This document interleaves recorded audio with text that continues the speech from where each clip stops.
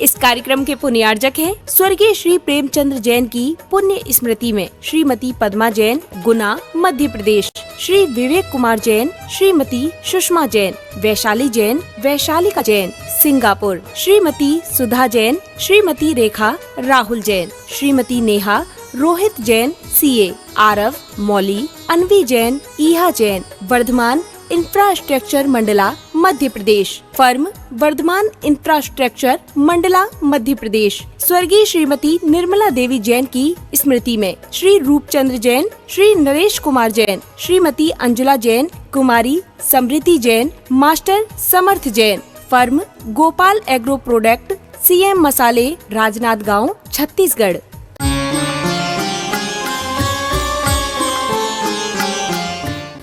धर्म स्नेही भव्यात्माओं, समय बहुत कम है और कम समय में आपको अधिक तो नहीं देंगे।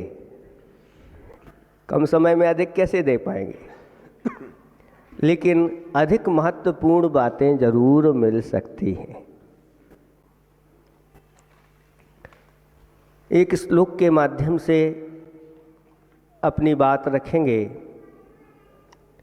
असारे खलु संसारे सारमेतश्चतुष्टयम्। इस असार संसार में, संसार कैसा है? सही बोल रहे हैं कि ये लोग कह रहे असार है।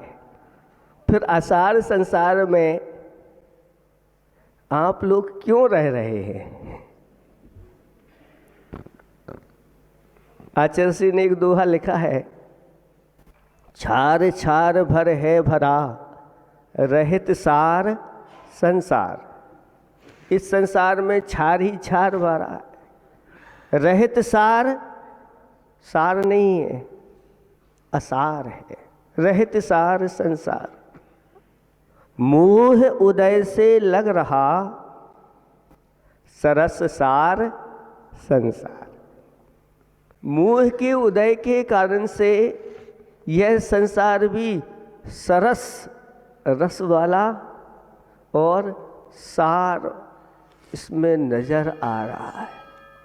ये किसकी बलहारी है? मोह की बलहारी है। मोह इतना प्रबल है कि इस अनंत शक्ति को धारण करने वाला जो आत्मा है उसको भी उसने अपने बस में करके रखा है। कितना समय हो गया अनादि काल से, जिसका कोई आदि नहीं है, तब से लेकर के अभी तक, चाहे आप हो चाहे हम हो, अभी जकड़े हुए हैं उसके द्वारा। आप अधिक मात्रा में जकड़े हुए हैं, हम अभी मोहिनी कर्म तो है अल्प मात्रा में, लेकिन फिर भी जकड़े हुए हैं।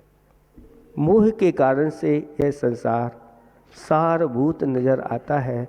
लेकिन कहा कि इस असार संसार में अगर कोई सार है तो मात्र ये चार चतुष्टय सारभूत है। वो चार वस्तुएं कौन सी हैं? तो सबसे पहले आया तीर्थे वासे। तीर्थों में वास करना, निवास करना। बहुत पुण्यात्मा पुरुष होते हैं जिन्हें तीर्थों में रहने का सौभाग्य मिलता है। नहीं तो अपने अपने घर में रहना ही सबको अच्छा लगता है, क्योंकि जो जहाँ रहने लगता है उसको वहीं अच्छा लगने लगता है। और जिसको जहाँ अच्छा लगने लगता है तो फिर वह वहाँ से कहीं जाना नहीं चाहता, और गया भी तो वापसी का टिकट लेकर के यहीं से ही व्यवस्था कर लेता है। लेकिन दुर्लभ हैं जो तीर्थों पर जाकर के भी निवास करते हैं। तीर्थ क्या कहलाते हैं? जिनसे तरा जाए, तिरा जाए, पार हुआ जाए, जो संसार के अंत तक पहुंचा दे, उसको बोलते हैं तीर्थ। और तीर्थ दो प्रकार के हुआ करते हैं। एक तीर्थ तो वो जहाँ जीवंत तीर्थों ने अपनी साधना की है, ऐसे स्थान जहाँ से उनके तप हुए हैं, निर्वाण आदि कल्याणक हुए हैं, ऐसे सिद्ध आदि क्षेत्र हैं, ये तीर्थ कहलाते हैं। और इन तीर्थों पर जाकर के जो भक्ति, पूजा, आराधना, तप, साधना आदि करता है, वह एक मनुष्य जीवन का सार प्राप्त कर लेता है। आचार्य भगवंत की प्रायः साधना तीर्थों पर हुई है। आपने नाम सुना होगा नैनागिरी का, और आचार्य भगवंत का चातुर्मास नैनागिरी में हुआ। और नैनागिरी में आचार्य भगवंत अष्टमी चतुर्दशी को वास करके इस क्षेत्र से भी और जंगल में, नदी में, जहाँ पर वह सिद्ध शिला है, वहाँ पर जाकर के ध्यान करते थे।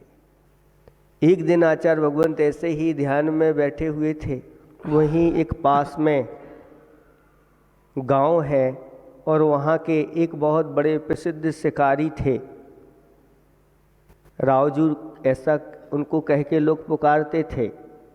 और उनके पास 100 बंदूकों थीं अलग अलग प्रकार की, और उनसे शिकार करते थे।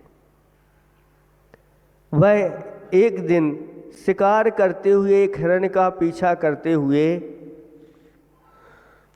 आगे बढ़ते गए, और वह हिरण जो था वह भागता हुआ गया। और जैसे ही देखा कि आचार्य भगवंत ध्यान में सिद्ध शिला पर वहाँ बैठे हैं, वह हिरण उन आचार्य भगवंत के पीछे जाकर के खड़ा हो गया।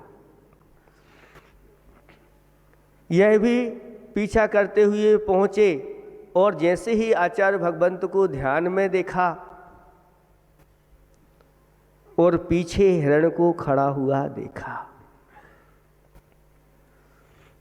और उस विचार करने लगा, कहाँ तो ये इतनी छोटी सी उम्र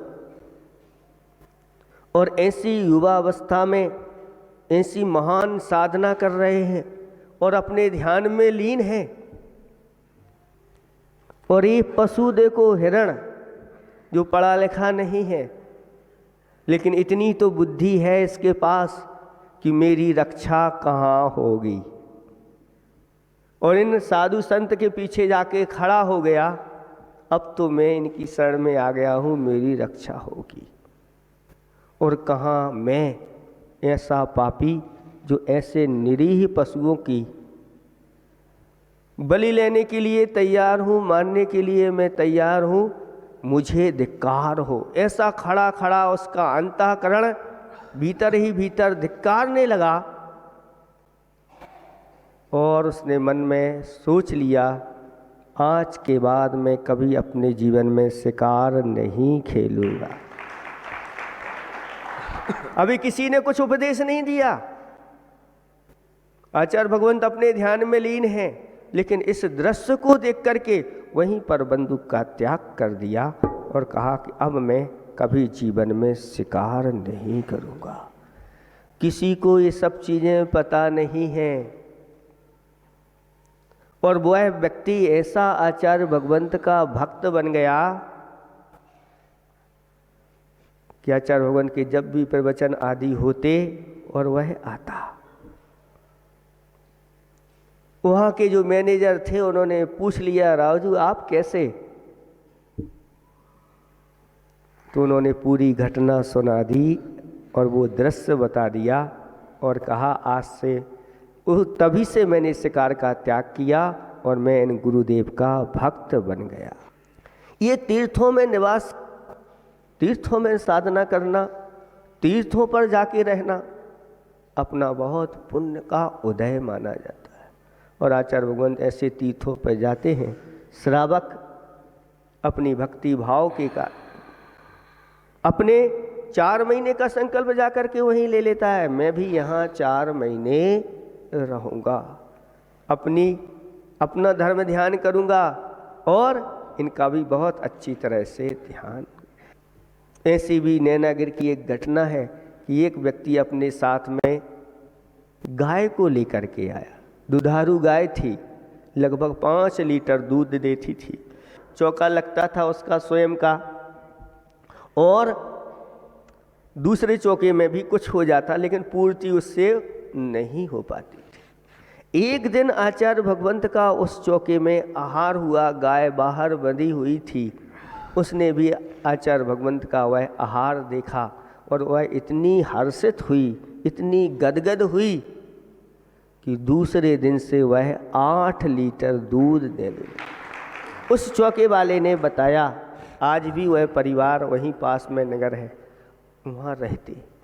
तो त्रियंचों के अंदर भी इस प्रकार के परिवर्तन देखे जाते हैं।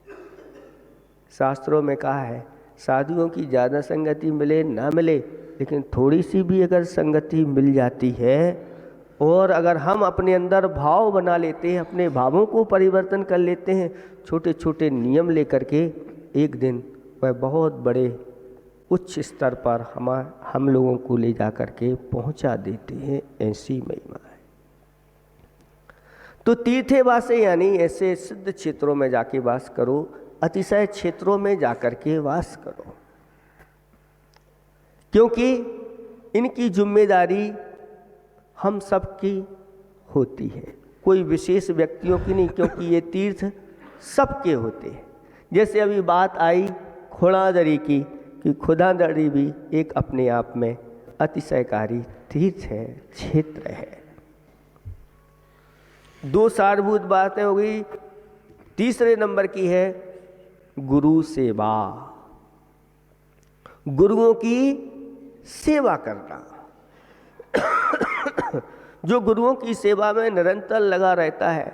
गुरु कौन होते हैं वो तो सब जानते ही हैं। विषयासा वतातीतो निरारंभो परिग्रह ज्ञान ध्यान तपो रखता तपस्वी साप। ऐसे ही गुरु प्रशस्त माने गए हैं। ज्ञान ध्यान तप में लीन रहते हैं, आरंभ परिग्रह आदि से रहते हैं, और विषय से जो ऊपर उठ गए हैं, ऐसे 28 मूल गुण के धारी मुनिराज हुआ करते हैं। ऐसे गुरुओं की सेवा अगर मिल जाए तो छोड़ना नहीं चाहिए। इसके लिए विशेष पुरुषार्थ करते रहना चाहिए। कल बताया था आप लोगों के लिए कि एक ग्वाले ने ऐसा ही पुरुषार्थ किया था। ठंडी का समय था और रात्रि भर उन महाराज की वैयावृत्ति करता रहा। पढ़ा लिखा नहीं था, स्वाध्यायशील नहीं था, लेकिन हृदय का परिवर्तन कैसे हुआ कि उन मुनिराज को देख करके उसको लगा कि रात भर कैसे महाराज बैठे रहेंगे ठंडी में। रात भर अग्नि जला करके सेंकता रहा, वैयावृत्ति करता रहा, और सुबह महाराज ने आंख खोली और उसने प्रणाम किया महाराज को, और प्रणाम के बाद महाराज ने जान लिया ये भव्य है और भव्य नहीं निकट भव्य है, और उसके लिए नमोकार मंत्र दे करके गए कि प्रत्येक कार्य करते समय नमोकार मंत्र पढ़ना। प्रारंभ में चाहे भोजन हो, चाहे गमन हो, चाहे शयन हो, चाहे आसन हो, किसी भी स्थिति में उसके प्रारंभ में नमोकार मंत्र को पढ़ना। और उसने बड़ी श्रद्धा के साथ उस नमोकार मंत्र को प्रारंभ किया। और उस गायें चराने के लिए गया था, नदी पार उसकी गायें चली गई थीं। नदी में वह कूदता है उन गायों को लेने के लिए, और नमोकार मंत्र पढ़ते हुए कूदता है, और उसके पेट में एक लकड़ी घुस जाती है और वह मृत्यु को प्राप्त हो जाता है। और अगले ही भाव में वह सुदर्शन सेठ के रूप में प्रसिद्ध हो जाता है। आज उनके शास्त्र लिखे हुए, सुदर्शनोदय आदि चरित्र लिखे हुए कि सील में अगर कोई प्रसिद्ध हुए हैं तो सुदर्शन सेठ हुए। और उसी भाव में उनको ऐसा वैभव मिला, लेकिन उस सब वैभव को भी गृहस्थ जीवन बहुत अच्छा उन्होंने अपना व्यतीत किया और फिर उनके ऊपर गृहस्थ जीवन में भी उपसर्ग हुए। उपसर्ग का जैसे ही निवारण हुआ उन्होंने मुनि दीक्षा धारण की और साधना की। उपसर्ग को सहन करते चले गए और केवल ज्ञान को प्राप्त कर लिया और निर्वाण को भी प्राप्त कर लिया। अगले ही भाव में ये गुरुओं की वैयवृत्ति का परिणाम है, गुरुओं की सेवा का परिणाम है। इसलिए निरंतर इसके लिए तत्पर रहना चाहिए। ये अवसर हैं, अवसर जब आते हैं दबे पांव आते हैं और अवसर जब जाते हैं तो पंख लगा करके उड़ जाते हैं। इसलिए अवसर का लाभ उठाना चाहिए। जैसे अभी एक जोड़ा आया, बहुत अच्छा अवसर है, कोई जीवन का भरोसा नहीं, कब आयु बंद हो जाए इसका भी कोई भरोसा नहीं। अपने जीवन को उन्नत बना लो। अपने जीवन में घर में रह कर के हम पूर्ण रूप से हिंसा का त्याग नहीं कर सकते, पूर्ण रूप से हम चोरी का भी त्याग नहीं कर सकते, पूर्ण रूप से झूठ बोलने का भी त्याग नहीं कर सकते, पूर्ण रूप से परिग्रह का भी घर में रह कर के त्याग नहीं कर सकते। तो इतना तो हम कर सकते हैं कि घर में रह कर के पूर्ण ब्रह्मचर्य का पालन कर सकते। जैसे विजया सेठ और विजया सेठानी ने पालन किया घर में भी रह करके, जिसने आजीवन अपने को ब्रह्मचर्यवित बना लिया, कहते हैं एक दिन वह अब अनंत वीर का स्वामी बनता है, जो इस प्रकार का संकल्प लेता है। और हमारे आचार्य भगवंतों ने कहा कि अगर अपने जीवन का 2/3 भाग निकल गया है तो अब तो ऐसे व्रतों को ग्रहण कर लेना चाहिए। कम से कम ऐसे मुनिराजों को ही देख करके देखो, छोटी छोटी उम्र में ये कैसे ब्रह्मचर्यवित 5 महाव्रतों को धारण कर रहे हैं। और हम विषय भुगते हुए इतने वर्ष निकल गए हमारे, अब तो कम से कम अपने जीवन में ये ब्रह्मचर्य व्रत आना चाहिए। और अगर पूर्ण नहीं धारण कर पा रहे हो तो कम से कम अणुव्रतों को तो अंगीकार कर ही लेना चाहिए। ये अवसर है, कहते हैं जिसको 3 आयुओं का बंध हो गया, नरक आयु, तिरंच आयु और मनुष्य आयु, 3 आयुओं का अगर बंध हो गया तो वह महाव्रत धारण नहीं कर सकता, अणुव्रत धारण नहीं कर सकता। कितना भी पुरुषार्थ कर ले या भाव ही उसके इस प्रकार के नहीं होंगे। इसलिए कहीं आयु बंद ना हो जाए, उसके पूर्वत कोई ना कोई अगर 5 नहीं धारण कर पाओ तो 1 तो धारण करो, जिससे हमारी सुरक्षा हो जाए।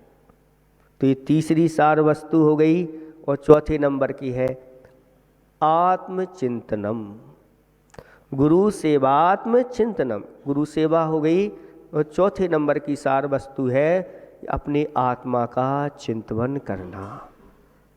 शुद्ध आत्म तत्व का क्या स्वरूप है उसके बारे में चिंतन मनन करना, आत्मा को अच्छी तरह से अनेकांत से जान करके, और फिर शुद्ध आत्म तत्व को जिन्होंने प्राप्त कर लिया है उनकी भावना करते हुए स्वयं अपने आत्म तत्व की भावना में लीन हो जाना, ये सारभूत चतुष्टय है। समय आपका हो गया है, इतना ही हम पर्याप्त समझते हैं। इन 4 चतुष्टय को अपने जीवन में अवश्य अपनाना, जिसके माध्यम से हम सबका कल्याण हो। इन्हीं भावना के साथ अहिंसा परमो धर्म की।